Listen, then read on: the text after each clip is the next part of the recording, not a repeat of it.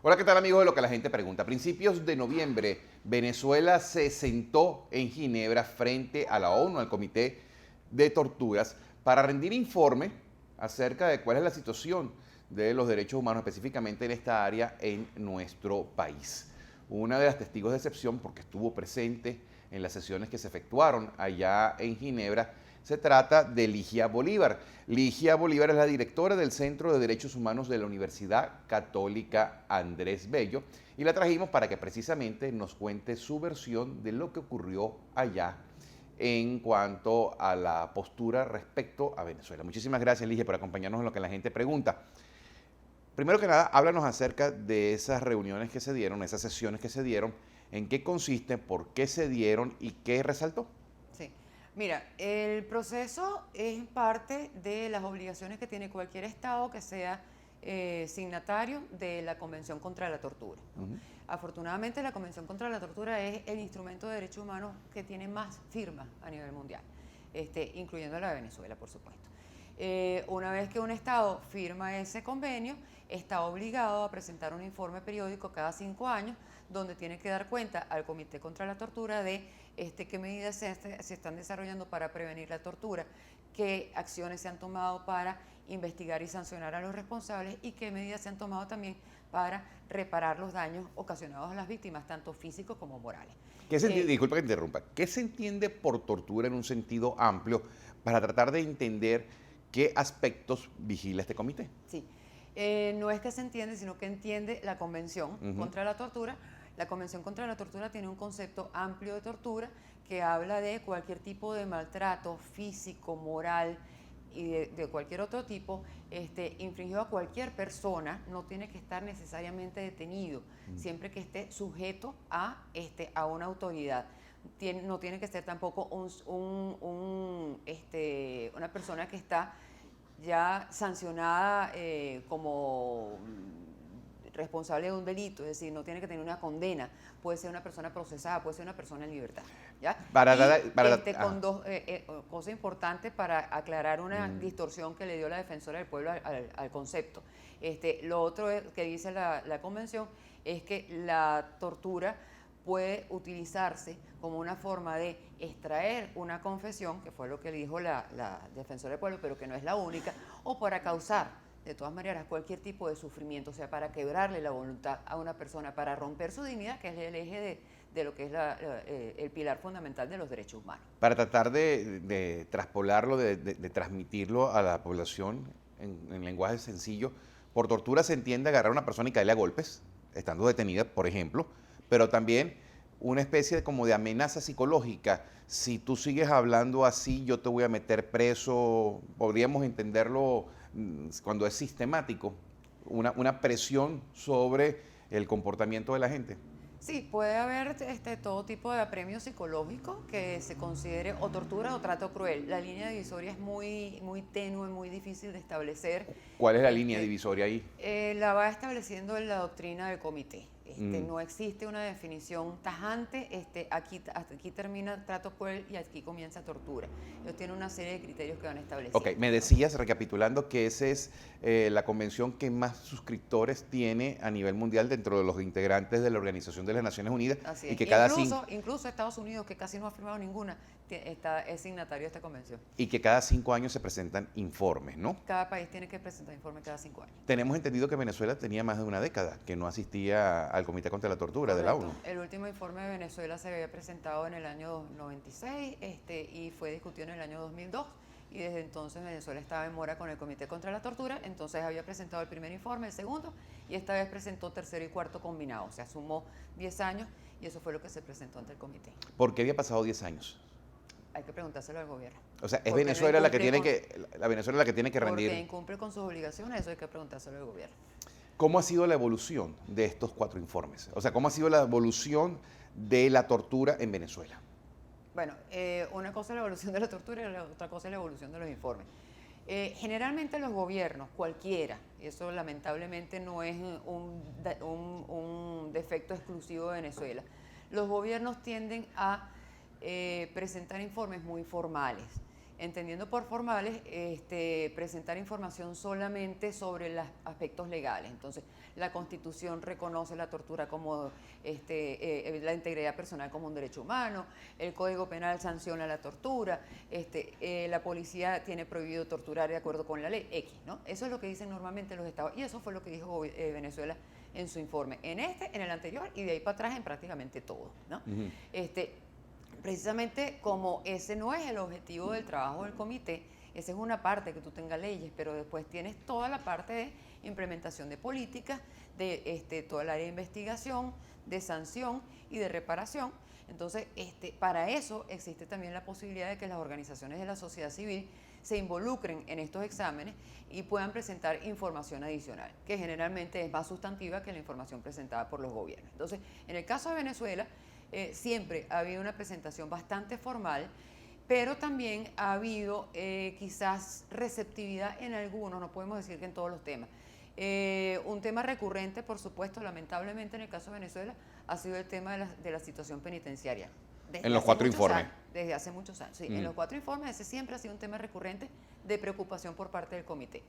Pero también, por ejemplo, había un tema que estaba relacionado con el periodo de la detención arbitraria, que en el antiguo Código Procesal Penal se establecía que la detención arbitraria en Venezuela era de 8 días, ¿no? Y el comité consideró en el año 96 que ese era un periodo demasiado largo, porque en 8 días cualquier cosa le puede pasar a un detenido, pues si no tiene acceso a sus familiares, bueno, además que no puede estar incomunicado, pero digamos, había una preocupación por ese tiempo de detención y se recomendó que se recortara ese tiempo. Bueno, vino el Código Orgánico Procesal Penal y recortó el tiempo a 48 horas. Eso era del Código de Enjuiciamiento Criminal al Código Orgánico Procesal Penal. Entonces ha habido ese es el propósito del comité. No es un juicio para señalar y poner contra la pared a un Estado. Es un comité cuyo trabajo es verificar que el Estado esté cumpliendo con sus obligaciones en materia de prevención, de sanción, de investigación y de reparación. Entonces, ¿cuál es una forma de prevenir? Bueno, bajemos el término de la atención preventiva. Y se hizo, y no hubo problema. O sea, el gobierno venezolano no se rasgó las vestiduras diciendo qué horror que el comité nos pidió. No, el comité lo pidió y cuando se hizo la reforma se aceptó eso. Claro, pero estamos hablando del año 98, o sea, estamos hablando antes del periodo revolucionario. Pero a lo que voy es que a pesar de que constituía un informe formalista, el que había presentado el Estado diciendo que las leyes eran una maravilla, el comité le dice, no, mire, esta ley no es ninguna maravilla, que esta ley tiene un problema, ¿no? Le recomendamos recortar esto y el Estado lo aceptó. Recordemos que el Estado es el que se responsabiliza como conjunto, no es la Asamblea Nacional por separado, no es el presidente de la República por separado, no es el Ministerio Público por separado, no es ni es el gobierno de turno. Ni es el gobierno de turno, es un compromiso de Estado. Entonces, ok, yo quiero retomar la inquietud. A lo largo de estos 4 informes, de lo que ha sido el seguimiento que ha hecho el Comité contra la Tortura, ¿cómo ha evolucionado el tema o el trato en cuanto a este tema en Venezuela? Específicamente me mencionaba Ligia Bolívar que un tema recurrente es el de las cárceles, pero se ha aceptado. Recordamos que quizás en alguno de los informes puede haber estado el tema de los quemados en la planta, porque eso ocurrió a mediados de la década del 90. Pero hoy en día uno ve también muchos casos como el Rodeo, donde ha habido masacres, y uno siente que quizás la situación penitenciaria no ha mejorado, sino que se ha empeorado. Sí. En materia penitenciaria, de nuevo, el gobierno fue muy formalista, incluso presentó unas cifras donde la lectura no especializada podría llevarte a decir que no hay hacinamiento, ¿no? Porque dice, habla de cuál es la capacidad instalada para albergar a detenidos, pero en esa capacidad instalada estaban tomando en cuenta todos los centros de reclusión de menores de edad y de mujeres, pero el hecho es que esos están si se quiere, subutilizados en relación a lo que es la población adulta masculina, ¿no? Entonces, es un tema que yo en lo personal no manejo demasiado porque no es el área de especialización nuestra, pero sí, por ejemplo, el Observatorio Venezolano de Prisiones hizo observaciones en ese sentido. Dijo, ojo, aquí están presentando unas cifras de capacidad instalada para reclusión que no se ajustan a la realidad porque se está incorporando todo, ¿no? Es como que tú digas que Venezuela tiene la suficiente capacidad hospitalaria o la capacidad suficiente en escuelas porque existen no sé cuántos pupitres, pero no sacas la cuenta de cuántos de esos pupitres están rotos, ¿no? A eso es a lo que voy. Entonces, ese tipo de información no le sirve al comité para realmente saber qué es lo que está pasando en cuanto a la situación penitenciaria. Ahora bien, el comité no trata casos concretos, el comité trata políticas que estén destinadas a estas 4 áreas: prevención, investigación, sanción y reparación. Ahora bien, en el caso de las políticas, obviamente, tanto el Estado como el comité, como las organizaciones pueden ilustrar con casos emblemáticos. Y eso también sucedió. Es decir, el comité no va a establecer una responsabilidad del Estado en el caso de fulano de tal o de fulana. Sino genérico cómo maneja los derechos humanos. Claro, pero también se va a interesar si hay una situación que considere emblemática por saber qué pasó allí. Eso sucedió hace muchos años con el caso de la planta, donde el comité se preocupó por la situación de esa cárcel en concreto, además de lo que fue su posición general en relación a la situación penitenciaria en Venezuela. Esta reunión de trabajo que fue los primeros días de noviembre, tengo entendido que entre el 5 y el 7 de noviembre, si la fecha no es exacta, pues me corrige Ligia. Sí. ¿Con cuánto tiempo de anticipación se preparó? O sea, ¿le llegaron a Venezuela y le dijeron, mira, usted viene mañana, viene la semana que viene, o hubo un periodo para que llegara bien preparado y expusiera su caso debidamente? En 2011, a raíz del examen periódico universal ante el Consejo de Derechos Humanos que se hizo sobre Venezuela, Venezuela se comprometió a ponerse al día con todos los informes que tenía atrasados, porque no solamente el de tortura, todos los informes estaban atrasados, ¿ya? Con más de 10 años en muchos de ellos. Entonces, dentro de ese proceso, Venezuela ha venido poniéndose al día con los informes. Ya se presentó el de Comité de Eliminación contra la Discriminación Racial, se presentó el de Mujeres, de Eliminación de la Discriminación contra la Mujer, Comité de Derechos del Niño, ahora se presentó Tortura, y quedan pendientes para el año que viene derechos civiles y políticos y económicos, sociales y culturales. Entonces, ese proceso, como digo, comenzó en 2011, que Venezuela decide ponerse al día finalmente con todos los informes atrasados. Presentan su informe, en 2012 este informe contra la tortura le llega al comité y obviamente el comité, como decíamos antes, es el que tiene más cantidad de países, por lo tanto ellos tienen que calendarizar. No es que tú me mandas el informe hoy, yo te llamo la semana que viene, vente para acá que vamos a examinar. Ellos tienen un calendario, porque recordemos que todos estos comités trabajan ad honorem. Estos no son funcionarios a tiempo completo de Naciones Unidas, estos son expertos independientes que dedican 2 meses al año a reunirse. Entonces, ellos establecen sus calendarios y al establecer el calendario, bueno, se fijó la fecha de examen para Venezuela ahorita en noviembre. ¿Estamos hablando 2011 o 2012? 2011 se acordó, 2011 se presentó. O sea, estamos hablando... Y se calendarizó para el 2014. O sea, estamos hablando de 3 años tuvo Venezuela para llegar preparada a las sesiones que se dieron a principios de noviembre. Así es. Lo estoy planteando porque... Bueno, 2 si contamos desde el momento en que ya realmente se presentó el informe, se preparó y se consignó en Naciones Unidas. Lo estoy sacando a colación por toda la polémica que ha generado lo que se discutió en la ONU y es donde quiero terminar. ¿Quiénes van a esas reuniones del Comité contra la Tortura? ¿O quiénes fueron que tenían derecho a ir? Sí. Normalmente, frente a todo órgano de protección de derechos humanos de Naciones Unidas, tienen actuación varios agentes, digamos. Obviamente el comité, que son los expertos, el Estado, que es la parte examinada, y el Estado escoge la delegación que quiere que lo represente allí. En tercer lugar, las organizaciones no gubernamentales pueden ser nacionales o internacionales que hayan presentado informes. También puede haber observadores de otras organizaciones, del público en general, y esos son básicamente los actores que están presentes en el debate, digamos. ¿Cuántas sesiones hubo, cuántos informes se presentaron en este trabajo de 3 días? Sí. Informes, aparte del de Venezuela, existía la posibilidad de que la Defensoría del Pueblo presentara informes. La Defensoría del Pueblo no presentó informes, cuestión que es muy grave. ¿Pero fue? Fue y estuvo presente, tuvo una reunión, porque el primer día de los 3, de la tanda de 3, el primer día el comité tiene reuniones a puerta cerrada con lo que es sociedad civil, por un lado, organizaciones no gubernamentales, y por el otro lado con la Defensoría del Pueblo. Y ¿por separado? Hubo una reunión, sí, hubo una reunión con la Defensoría del Pueblo. ¿Cuál fue el argumento de la Defensoría del Pueblo para no presentar un informe? Habría que preguntárselo a ellos porque es vergonzoso. Pero en pasillos no conversaron. No. eso, o sea, ellos tienen que rendirle cuentas a la población venezolana de por qué, siendo la defensora del pueblo venezolano, esa defensora no estuvo presente o no consignó ni siquiera la información. Ok. Ellos hicieron sí una lista de cuestiones y fue absolutamente formal también, que la Constitución dice, que la ley dice, que no sé qué. O sea, el deber ser. El deber ser.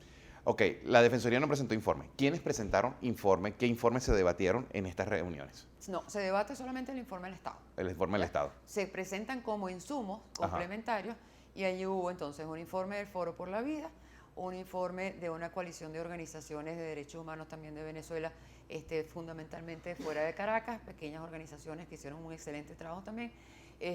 Hubo un informe que no lo conocemos porque fue confidencial del Foro Penal, uno de la Red de Apoyo por la Justicia y la Paz, Observatorio Venezolano de Prisiones, Amnistía Internacional y uno adicional que se me escapa. En total creo que fueron 7 u 8 informes que se Ok, presentaron. en pocas palabras, ¿qué argumentó el Estado más allá del formalismo? O sea, ¿qué vendió como la situación de los derechos humanos en Venezuela?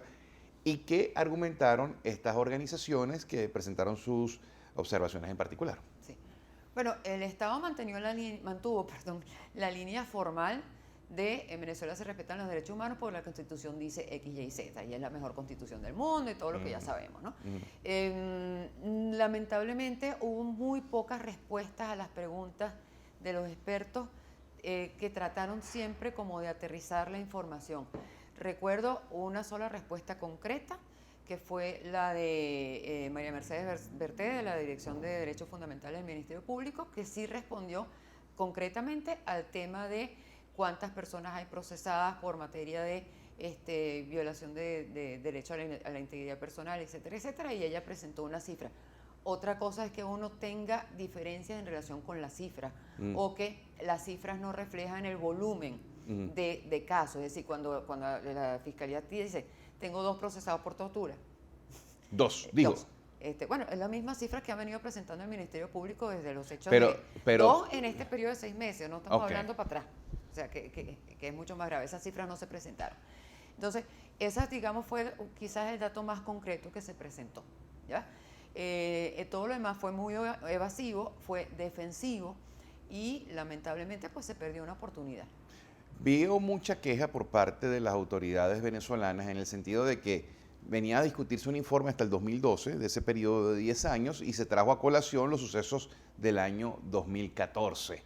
¿Por qué? Bueno, en primer lugar, los primeros que trajeron a colación hechos posteriores al 2012 fue el mismo Estado.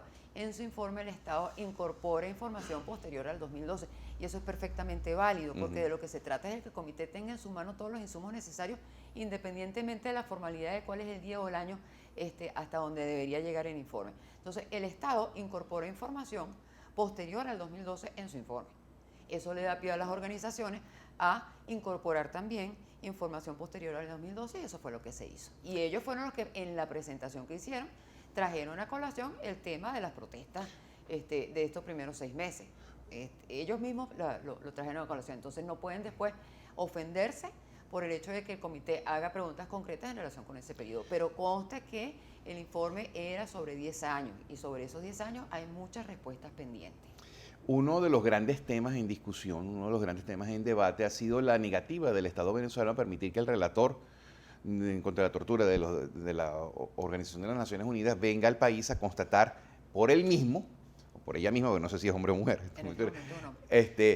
cuál es la situación de los derechos humanos en Venezuela, para que no le puedan decir, mira, es que me lo dijo fulano, o que tiene un interés, o me lo dijo mengano, que tiene otro interés, sino que pueda constatar por sí mismo. ¿Por qué no se ha permitido la visita y cuál fue la respuesta del Estado venezolano ante esa petición? La respuesta fue vaga y fue, yo diría que hasta grosera, ¿no?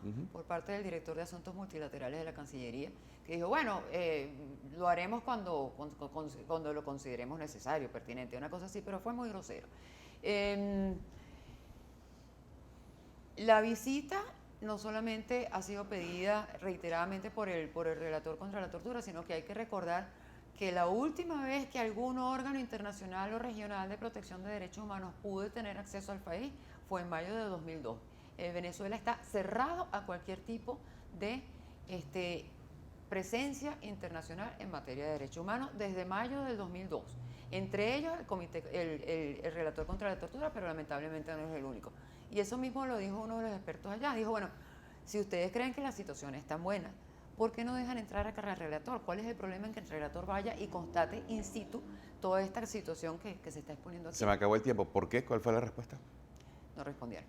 ¿No respondieron? Solamente esa respuesta formal y un poco grosera a mi juicio del director de Asuntos Multilaterales de la Cancillería. Lamentablemente se me acabó el tiempo, pero yo quiero comprometer a Ligia Bolívar para nuevamente hablar acerca del tema, porque quisiera que por favor nos explique más en profundidad qué se debatió en Ginebra a propósito de los informes pendientes de Venezuela en cuanto a la tortura en materia de derechos humanos. Muchísimas gracias a ustedes, amigos, por habernos acompañado en lo que